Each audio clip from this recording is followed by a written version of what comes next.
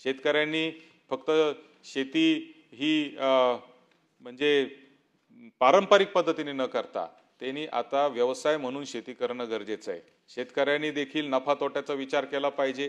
कमी जागेमध्ये कमी जमिनीमध्ये जास्तीत जास्त उत्पादन कसं घेता येईल, बाजार भाव कशाला चांगला येणार आहे त्या पद्धतीचं उत्पादन कसं घेता येईल, या सगळ्या गोष्टीकडे मला असं वाटतं की शेतकऱ्याला प्रशिक्षण देणं गरजेचं आहे। खरं तर सभापती महोदय या निमित्ताने सांगितलं पाहिजे, मी सुद्धा महात्मा फुले राहुरी कृषी विद्यापीठाचा अधिसभा सदस्य आहे, मॅनेजमेंट काउन्सिलवर मी आहे।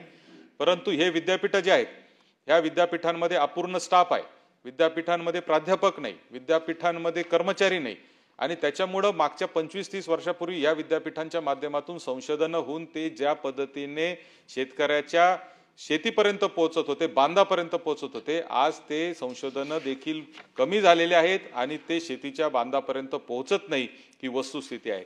आणि विद्यापीठ जे आहेत ते देखील अतिशय मला असं वाटतं की उदासीन भावनेतून त्या ठिकाणी काम करतायत। खरं तर डॉक्टर पंजाबराव देशमुख विद्यापीठ असेल, कोकणामधलं दापोलीचं विद्यापीठ असेल, महात्मा फुले राहुरी कृषी विद्यापीठ असेल, या सगळ्या कृषी विद्यापीठांना बळकटी देणं आणि त्यांच्या माध्यमातून विविध संशोधनं करून ते शेतकऱ्याच्या बांधापर्यंत पोहोचवण्यासाठी देखील खऱ्या अर्थाने सरकारने काहीतरी ठोस असं काम केलं पाहिजे असं मला या निमित्ताने वाटतं।